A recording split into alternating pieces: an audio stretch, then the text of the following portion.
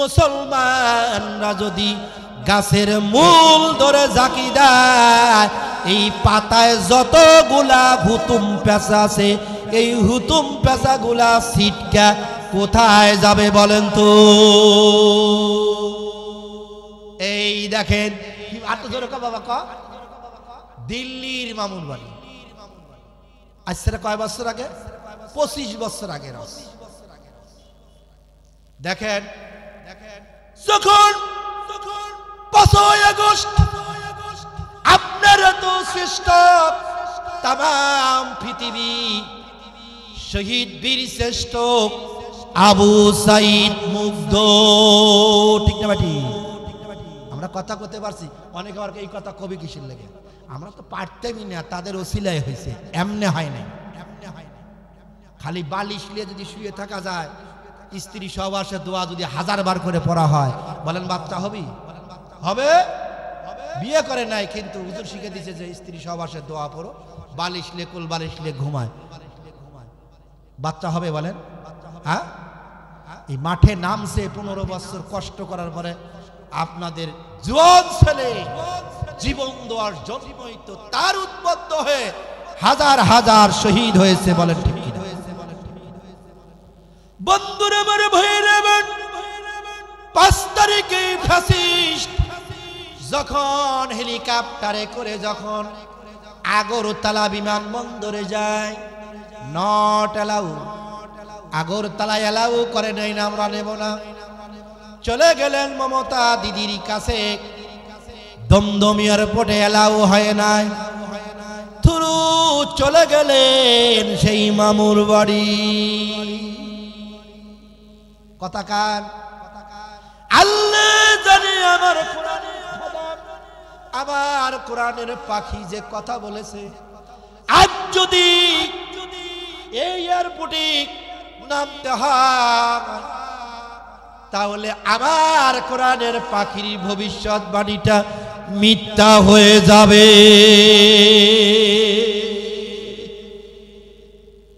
এই জন্য 2 জায়গা আগরতলা নামতে পারে নাই, দমদমে নামতে পারে নাই, দিল্লি পৌঁছা দিয়েছেন।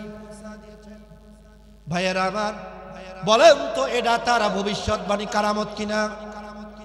আবার বলেছে আমার দিন আসবে, এ দূরের গর্ত খুঁজে পালানোর জায়গা পাবে না, ঠিক না ভাই? ঠিক, হ্যাঁ হয়েছে সেদিন, হয়েছে সেদিন কার্যকর হয়েছে। বলেন একটা কথা, মানিকের নাম শোনেন নাই? শামসুদ্দিন মানিকের টাকা পয়সা জ্বালিয়ে গিয়েছিলেন বিচারপতি।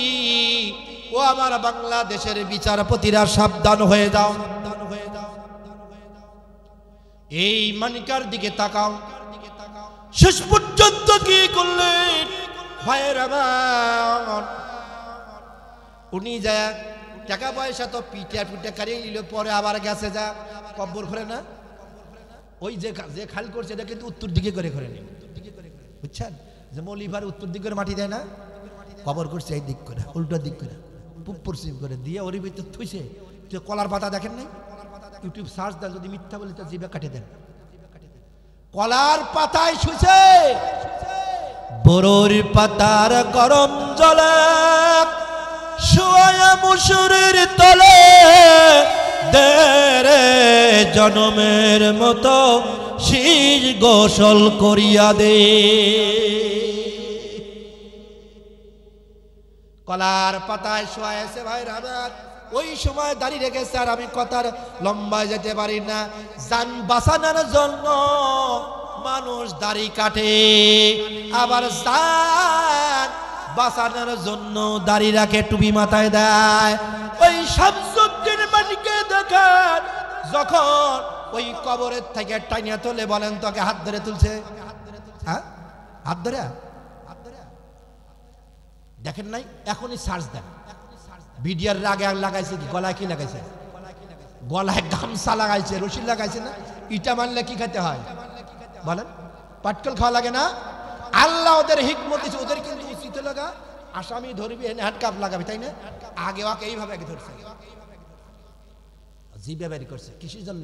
আল্লাহ দিয়ে দিয়েছে তুই পৃথিবীর কোরআনের পাখি, হস্তে হস্তে আলেমদের গলায় ফাঁসির জন্য তুই রায় লেগেছিস। আজকে তোর গলায় আজকে দেখ জনর সমুদ্রে আগেই শুরু হয়েছে, ওটা তো হবেই, আগেই শুরু হয়ে গেছে, ওইটা হবে শেষ পর্যন্ত টানিয়ে তুলে করছে কি। তখন দেখছে টুপি মাথায় দাড়ি রেখে দিছে। আর একটা আছে কি দরবেশ, চেনেন না? এই দরবেশ চুল ধুলধুলা পাকা, ভুরু পর্যন্ত পাকা, কলব করলেন, তারপরে দাড়িগুলো ক্লিন শেপ করিয়া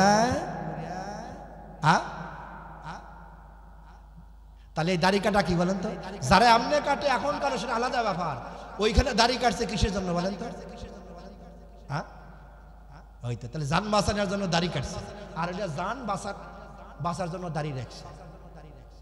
আপনাদের এই মিঠাপুকুর কয়বার আমার নিজামি নাম লেখলে আমার মিঠাপুকুর ওয়াজ করতে দেয়নি। হায় হায় কপাল, সেই অনেক আগে যখন বনপতি মন্ত্রী ছিল, আশিকুর ছিল না, এই কুত্তার মাথায় টুপি দিয়া দাড়ি লাগা ঘুরাই নাই, সেদিন ভুলে যাই না আমি ওইখানে ওয়াজ করতে গেছি।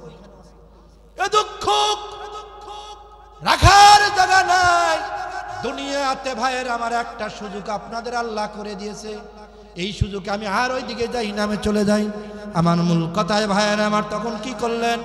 সাহাবী, যুবক সাহাবী ভাইয়ের আমার, বাবা মারা গিয়েছে, এটা আপনারা সকলেই জানেন ভাইয়ের আমার। শুধু এই কবরের কথার জন্য বলতেছি ভাইয়ের আমার।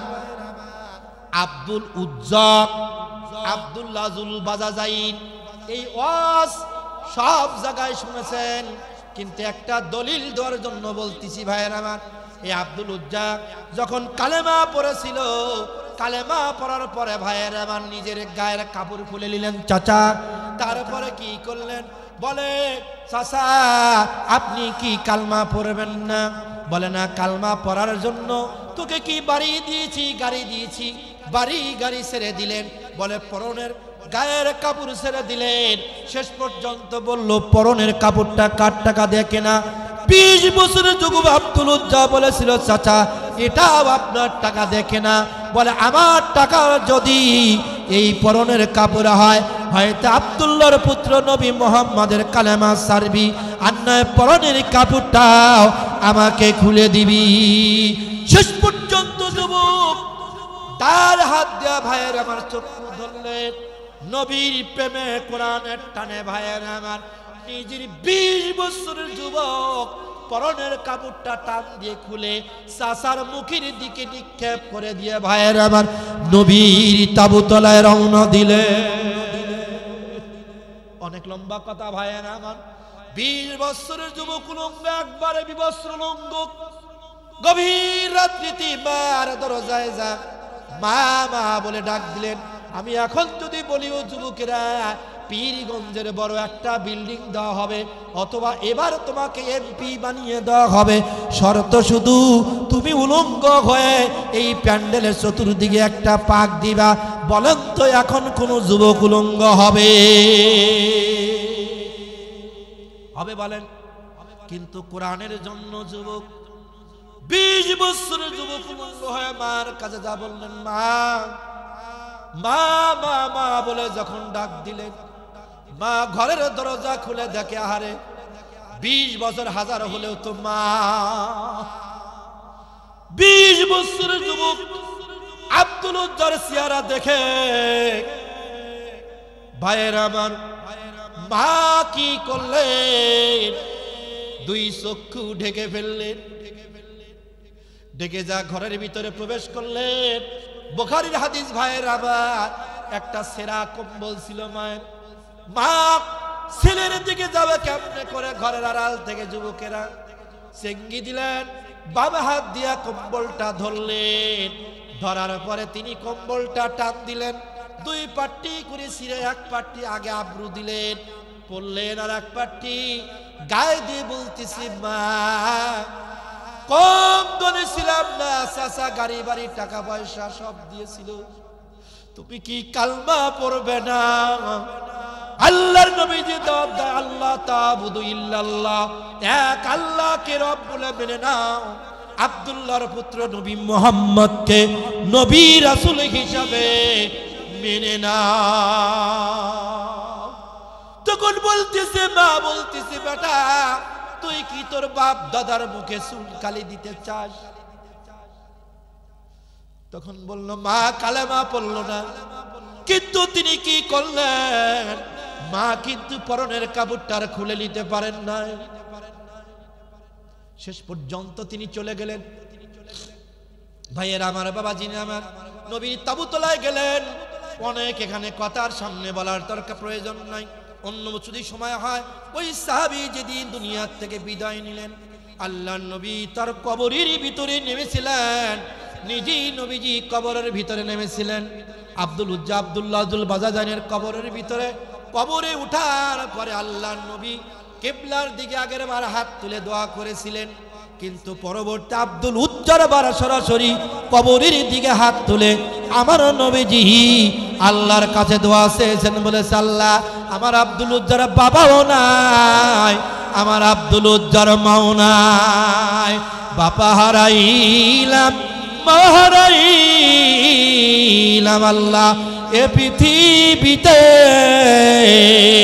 আমার সাইতে ইতিম আল্লাহ নাহি, পৃথিবীতে আমার বাবাও নাই, আমার মাও নাই। আল্লাহ নবী ওইভাবে হামলা দোয়া করেছেন, আল্লাহ আমার বাবাও নাই মাবাও নাই, আব্দুল উজ্জার বাবাও নাই মাবাও নাই, আল্লাহ তুমি আমার আব্দুল উজ্জার জন্য সদয় হয়ে যাও। আল্লাহ রাব্বুল আলামিন নবী এখানেও দোয়া করছেন। আমি ওইদিকে না, এখন আমার 2 নম্বর টপিক। ভাইরা আমার, বন্ধুরা আমার, আরেকজন সাহাবী মিরাজ আসবাদ থাক, সেই দিন কুমিরপুরে মিরাজের অর্ধেক ওয়াজ করেছিলাম আর বলেছিলাম এখানে করব বাকি ওয়াজ। সেদিন ওখান থেকেই ধরতে চেয়েছিলাম, আজ যাওয়ার আমার সময় নাই, প্রায় 10:30 বেজে গিয়েছে। ভাইয়ের আমার, আল্লাহ রাব্বুল আলামিন আরেকজন সাহাবী ভাইয়ের আমার হুযায়ফা, বলেন নামটা কি? হুযায়ফা। হুনাইনের যুদ্ধ, চোখের পানি রাখতে পারবেন না আমার মায়েরা বোনেরা, যুবক ভাইয়েরা আমার। হুযায়ফার বয়স 20 বছর বয়স। হুযায়ফা 20 বছরের যুবক। হুযায়ফার মদিনার সম্ভ্রান্ত পরিবারে হুযায়ফা রাদিয়াল্লাহু তাআলা আনহুর বিবাহ। কি বলেন তো? বিবাহ। আল্লাহর নবী আসরের নামাজের সময় উসনে হান্নানা, যে খেজুর গাছের খুঁটি বায়ান আমার, উসনে একটা হাদিসের টান দিলে আর একটা হাদিস সামনে এসে যায়। এই উসনে হান্নানার সঙ্গে নবীজি আমার পিঠ লাগায়া খুতবা দিচ্ছেন আসরের নামাজের সময়। ও আমার সাহাবীরা, আগামী কাল বাদ ফজর হুনাইনের ময়দানে যুদ্ধ হবে। ওই যুদ্ধে হুযায়ফা কোথায় দাঁড়িয়ে যাও আমার সাহাবী হুযায়ফা। ডানে তাকালেন, বাম সাইডে তাকালেন, নবীজি সামনের দিন তো তাকাই আছেন, হুযায়ফা নাই।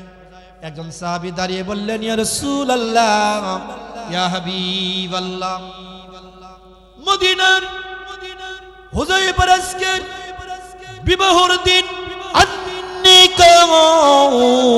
নিসুফুল ঈমান,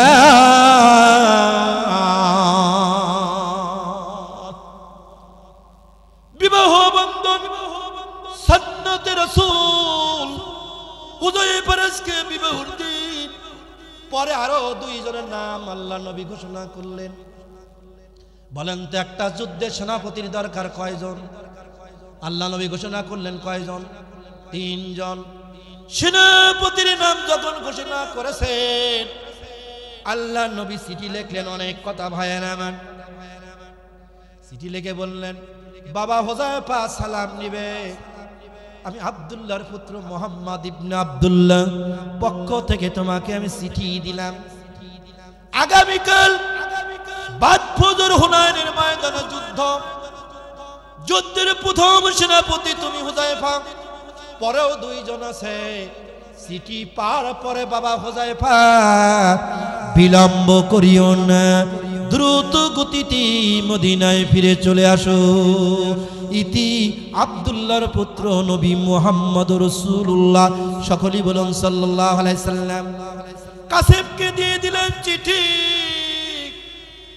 চিঠি নিয়ে ভাইয়ের আমার দ্রুত গতিতে চলে গেলেন। তখন আসরের থেকে মাগরিবের বিবাহ হচ্ছে, কালেমার বন্ধন শেষ, ওলিমা বিতরণ করে এখন মিষ্টি দেয় ভাইয়ের আমার। কিন্তু ওলিমা খোরমা খেজুর দেওয়া সুন্নাত, ঠিক না? ঠিক বলেন।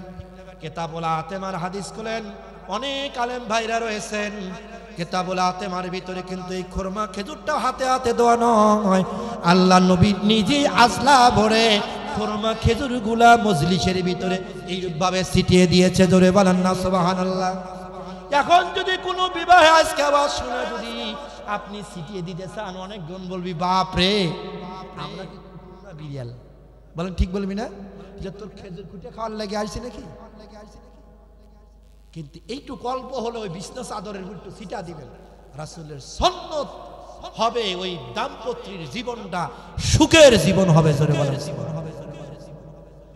ইত্তেবায়ে সুন্নতে আহমদ কুজা বা মুহাম্মদ কাইবুয়াতুন নিসবতুরা। আজকে রাসূলের সুন্নাত, রাসূলের আদর্শ আমরা ভুলে গিয়েছি, বলেন ঠিক কিনা? পরবর্তী ভাইয়ের আমার কি করলেন, যখন এই কেবল খেজুর খোরমা ছিটাচ্ছেন, এমন সময় চিঠি নিয়ে কাসেম হাজির সরাসরি হুযায়ফার হাতে চিঠিটা দিয়ে দিলেন। ভাইয়ের আমার চিঠি দিলেন, চিঠি খুললেন, খোলার পরে হুযায়ফা চিঠির শিরোনাম দেখেই তিনি কি করলেন, এইদিকে তাকান, মুখে তাকাইলেন, চুম্বন দিলেন, লাকে ঠেকাইলেন, বুকে ঠেকাইলেন। কপালে ঠেকানো যায় না, এই ফতুয়া দিবের গেলে আবার যাবে, মানে কপালে কোরআনও ঠেকানো যায় না, যে কপাল আল্লাহর কাছে ঠেকাতে হয়। অনেকেই যা মাজারে যা কপালে সিজদা দেয়, বলে ঠিক কিনা? আল্লাহ নিজেই বলেছেন আমার কোরআনই কপালে ঠেকানো জায়েজ নাই। আবেগ করে নাক পর্যন্ত, মুখ পর্যন্ত, বুক পর্যন্ত, কপাল আমার জন্য আর কারোর জন্য নয়। ভাইয়ের আমার, বাবা জিনে আমার, হুযায়ফা রাসূলের চিঠির শিরোনাম দেখেই চুম্বন দিলেন, নাক বুক ঠেকায়া খুললেন, খুলে ওইটুক দেখছেন বরাবর পরেনি নাই। চিঠিটা আবার চুমো দিয়ে পকেটের ভিতরে ঢুকে নিলেন। ঢুকিয়ে নিয়ে ভাইয়েরা আমার, বন্ধুরা আমার, ঢুকিয়ে যখন চিঠিটা ঢুকিয়ে নিয়ে নিলেন, নেওয়ার পরে আর কোনো কথা নাই। আপনাদের দেশে বিয়ের সময় যারা যায়, বোন জামাইদের কি বলে? কোলদারা। আমার পাবনার ভাষায় কোলদারাই।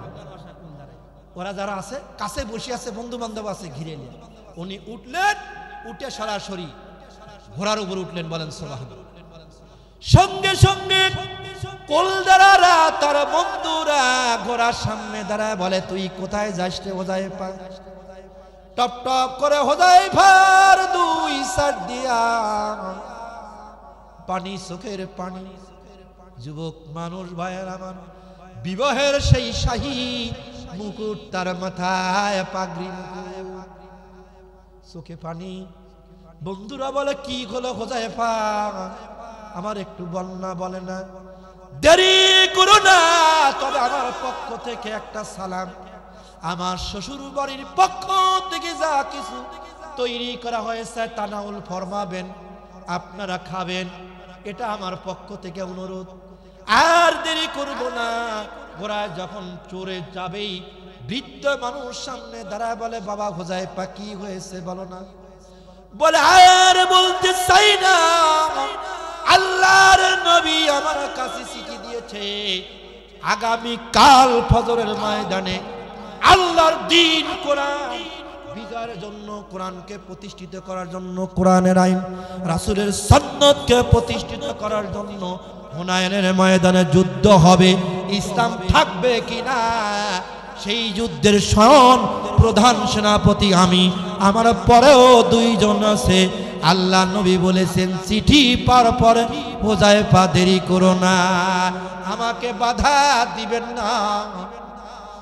তখন ওই মুরব্বী শ্রেণীর মানুষ বলল, বাবা হুযায়ফা, তুমি কি রাসূলের হাদিস ভুলে গিয়েছো? বলে, কেন আমি নবীজির হাদিস ভুলে যাব? বলছে, স্ত্রী বিবাহর পরে স্ত্রীর চেহারা দেখা সুন্নতে রাসূল। আল্লাহর নবীর সাহাবী বললেন, হ্যাঁ, এই হাদিসটাও আমি জানি, স্ত্রীর চেহারা দেখা সুন্নতে রাসূল। কিন্তু এই মুহূর্তে ওই সুন্নতের চাইতে আল্লাহর দ্বীন জমিনে কায়েম করা হলো ফরজ। বলেন তো কি? কোরআনের রাষ্ট্র কায়েম করা কি? নামাজ পড়া, হজ করা, যাকাত দেওয়া ফরজ। তাহলে ইসলামী আন্দোলন করা কি?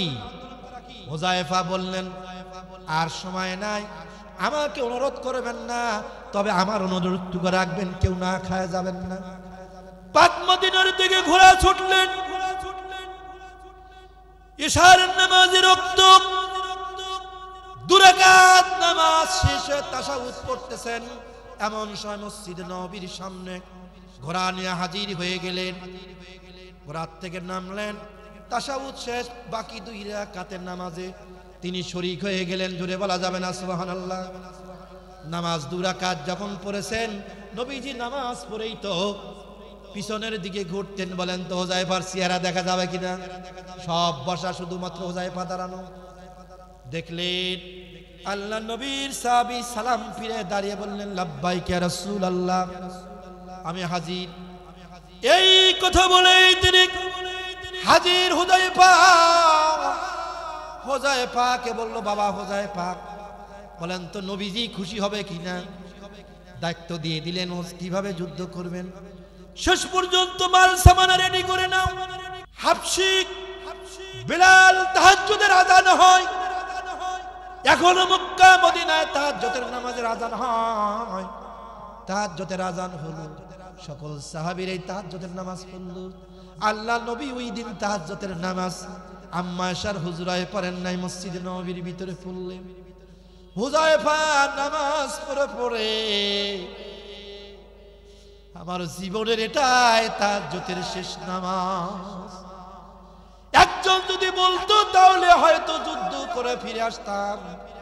রাসূল যেহেতু বলেছে আমার পরেও 2 জন আছে, নির্ঘাত আমি ওই যুদ্ধের ময়দানে শহীদ হয়ে যাব। আল্লাহ, আজকে জীবনের শেষ তাহাজ্জুদের নামাজ আমার জন্য শেষ হয়ে যাবে। আসসালাতু মিরাজুল মুমিনিন, আসসালাতু মিফতাহুল জান্নাত। মুমিনদের জন্য নামাজ মিরাজ। কোন নামাজ মুমিনদের জন্য মিরাজ হয়? কোন নামাজ ভাইয়ের আমার মুমিনদের জন্য জান্নাতের চাবি হবে? ভাইয়ের আমার, আমি পর্ব কথা বলতে চাচ্ছিলাম, কিন্তু আমি মিরাজের কথা বলার আমার সুযোগ নয়। ভাইয়ের আমার, আজকে তখন কি বললাম? নামাজ পড়তেছে আর বলতেছে জীবনের শেষ নামাজ, তাহাজ্জুদ তো আর পাবো না। একটু পরে আবার তাহাজ্জুদের শেষ ওয়াক্ত শেষ হয়ে যায়। হাবশী বিলাল ফজরের আযান দিয়ে দিলেন, রাসূলের পিছনে সুন্নাত পড়লেন, ফরজ পড়তেছে আর বলে আর জীবনের ফরজ নামাজ আল্লাহ আমার আর হবে না, নবীর পিছনে হবে না, আমার জীবনে আর কোনদিন ফরজ ফজরের নামাজ আর পড়তে পারবো না, এটাই আমার জীবনের শেষ নামাজ। ভাইয়ের আমার, বাবাজি আমার, নামাজ শেষ হলো। নবীজি যুদ্ধ সংক্রান্ত কিছু হাদিস সাহাবীদের উদ্দেশ্যে নসিহত পেশ করলেন, মোকদ্দমা পেশ করলেন। এমন সময় হুযায়ফার স্ত্রী একটা চিঠি নিয়ে আসলেন। কাসেব সরাসরি যায় হুযায়ফার, বাবাজি একটু হাতটা দেন, তারপরে হাতটা দেন এইদিকে, আমার দিকে সন্ন্যতটা হয়ে যায়, এইভাবে হাতে চিঠিটা দিলেন। চিঠি দূর পড়ি আল্লাহ নবী বর্ণনা দিচ্ছেন যুদ্ধ সংক্রান্ত। দেখতে স্ত্রীর তরফ থেকে চিঠি, চিঠির শিরোনাম পড়লেন, পানের স্বামী সালাম নিবে। আমি মদিনার সম্ভ্রান্ত পরিবারের একমাত্র কন্যা, আমি বালিকা হওয়ার পরে আমার চেহারা কেউ দেখে না, বাবার মুখে শুনেছি আপনি একজন সুপুরুষ, আপনাকে আমি দেখি নাই। দয়া করে আমি জানি নির্ঘাত হুনায়নের ময়দানে আপনি শহীদ হয়ে যাবেন, কিন্তু লক্ষ কোটি কোটি মানুষের ভিতরে আল্লাহ যেদিন বলবে সুম্মা ইলাইনা তুরজাউন, দলে দলে পালে পালে পঙ্গু পালে কিয়ামতের ময়দানে মানুষ যখন উঠবে, আমি উঠবো, আপনি উঠবেন, আপনাকে তো আমি চিনে বের করতে পারবো না। অন্তত একটা বার আমার চেহারাটা আপনি দেখে যান, আপনার চেহারাটাও আপনি দেখে নেই। পরবর্তী চিঠি দুই কথাই বলে দিলেন, সালাম নিবে, আমার সময় না। নিয়ে গেলেন, চিঠি দিলেন, আবার আসলেন তৃতীয়বারের বার। আল্লাহ নবী বলে, হুযায়ফা বারবার কে তোমাকে চিঠি দিয়ে বিরক্ত করে রে হুযায়ফা? কে তোমারে বারবার চিঠি দিয়ে বিরক্ত করে? আল্লাহর নবীর সাহাবী তখন আর চোখের পানি রাখতে পারলেন না, বলি ইয়া রাসূলুল্লাহ, ইয়া হাবিবাল্লাহ, আমার নববধূ বারবার চিঠি দেয়। বলে কি বলে? বলে আমার চেহারাটা আমি ইজাব কবুল হয়েছে, মিষ্টি খোরমা বিতরণের সময় চিঠি পেয়েছি, আপনার চিঠি পা দেরি করি নাই, আমার স্ত্রীর চেহারা দেখি নাই। বলেন তো আল্লাহ নবী খুশি হবে কিনা? বলেন তো খুশি হবে কিনা? বলে বাবা তুমি কি এত মহব্বত তুমি আমারে করো? নবী বললেন, মানা হাব্বা সুন্নতি ফাকাদ হাব্বানি ওয়া মা নাহাব্বানি কানা মাই ফিল জান্নাত। যে ব্যক্তি আমার একটা সুন্নতকে ইত্তেবা করলো, কায়েম করলো, আমি রাসূল ওয়াদা দিলাম কাল কিয়ামতের ময়দানে হুযায়ফা এক জান্নাতের ভিতরে থাকব। ভাইরা আমার, বাবাজি না আমার, তখন নবীজি বললেন, হুযায়ফা কি বলে? বলে একটাবার চেহারা দেখতে চায়। আল্লাহ নবী বললেন, বাবা হুযায়ফা তুমি যুদ্ধের পোশাক পরিধান হও, ঘোড়া নিয়ে যাও, কিন্তু বেশি দেরি করিও না। যুদ্ধের পোশাক পরলেন, যুদ্ধের হেলমেট পরলেন, বর্ষা তীর ধনুক তলোয়ার নিয়ে তিনি দৌড়িয়ে যাচ্ছেন ঘোড়া ছুটিয়ে।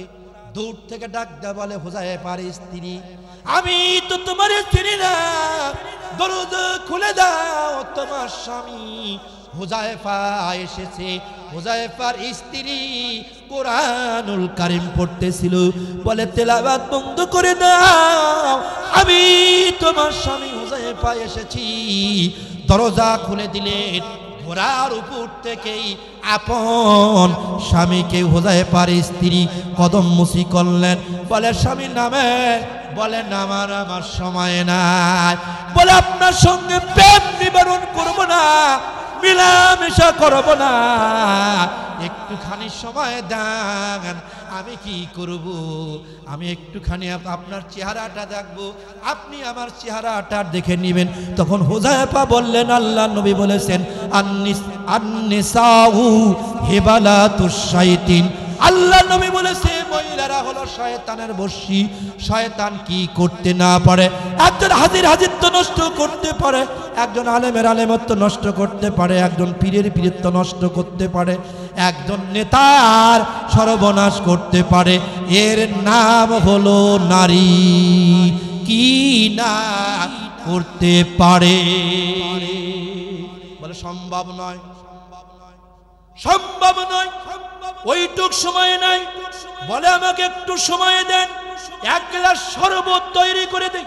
ভাই নিচে বসেন, বলো না সাহেব, আসেন আসেন, না আসেন আসেন, না ঠিক না, বসেন আসেন। তখন কি ভাইয়ের আমার, হুযায়ফার স্ত্রী বলেছিলেন, এক গ্লাস শরবত তৈরি করে দিই। এই শরবত পান করার বলে আমার সময় নাই। তাহলে শেষে কি বললেন ভাইয়ের আমার, শরবত তৈরি করতে কয় মিনিট লাগে? বলে সময়ও নাই। কি জন্য ডেকেছো? বলে স্বামী গো, তাহলে আমি একটু দোয়া করব। বলেন কি দোয়া? কি করব? আমি একটু দোয়া করব। আপনি হাত তুলবেন। কি তুলবেন? কি তুলবেন? আরে বুখারী খুলে দেখেন, যদি না পান আমার কাছে নিয়ে আসেন। হাত তুলবেন, আপনি একটু হাত তুলবেন। আমি দোয়া করব, দোয়ার ভিতরে শুধু একবার আমিন বলবেন। কয়বার? একবার আমিন। হুযায়ফার স্ত্রীও জানে যে জিহাদের পোশাক পরে যারা দোয়া করে ওই দোয়া আল্লাহ কোনোদিন ফেরত দেয় না। হুযায়ফাও কত বড় জ্ঞানী, যারা আলেম আছে, বালাগাত পড়েছেন অথবা বালাগাত পড়ান, ফাসাদে বালাগাত, ভাইয়ের আমার বালাগাতের ম্যামটিগির প্যাস হুযায়ফা একটু দিলেন, বললেন প্রয়োজন যদি হয় আমি আমিন বলবো, আর প্রয়োজন মনে না করলে আমি আমিন বলবো না। আল্লাহুম্মা আমিন। হাত তুলে বিভিন্ন কথা বলতেছেন, বলতে বলতে বলতেছে আল্লাহ তুমি এই নববধূর চেহারার দিকে তাকাও, হাতের মেহেন্দির দিকে তাকাও। নিখিল পৃথিবীর রব, সমস্ত মানুষের চোখ আমি ফাঁকি দিয়েছি, তোমার চোখ ফাঁকি দিতে পারি না। তুমি তো জানো আল্লাহ আমার চরিত্র সম্পর্কে, আমার চরিত্রের দোহাই দিয়ে বলি আল্লাহ আমি নববধূ, আমার হাত ফেরত দিও না। আমার স্বামীকে গাজী বানায়া যুদ্ধে জয়লাভ করে আমার স্বামীকে আমার কোলে ফিরিয়ে দিও। হুযায়ফা হাত ছেড়ে দিলেন, হাত ছেড়ে দিলেন। ভাইয়ের আমার হাতটা ছেড়ে দিলেন, একটা তাকবীর দেন, নারায়ে তাকবীর। সম্মানিত অতিথি বলুন জিন্দাবাদ, নারায়ে তাকবীর। ভাইয়ের আমার, বাবাজির আমার হাত ছেড়ে দিলেন, শেষ করে দিচ্ছি। হাত ছেড়ে দিলেন, হাত ছেড়ে দেওয়ার পরে বলল পানেশ স্ত্রী রে, ওই আল্লাহর কসম দিয়ে বলি যে আল্লাহ আমার হায়াতের মালিক, যে আল্লাহ আমার মৌতের মালিক, ওই আল্লাহর কসম দিয়ে বলি রে, যদি আল্লাহ যদি আগেই যদি আমি জানতাম তোর আমিন বলার জন্য আমাকে ডেকেছিস, আমি কখনো আসতাম না। আসা যাওয়া যেটুকু সময় লেগেছে ওই সময় আমি নূর আলা নূর নবীর চেহারাটা দেখতাম। লা তামাত্তুন্না মুসলিমান রানি আও মুসলিমান রান, মুসলমান হালাতে যদি আমার নবীজির চেহারা আনোয়ারটা একটা বার দেখতে পারেন তাহলে জাহান্নামের আগুন আল্লাহ চিরদিনের জন্য হারাম করে দিবে। এই স্ত্রী আগে জানলে কোনোদিন তোর আমিন বলার জন্য আসতাম না।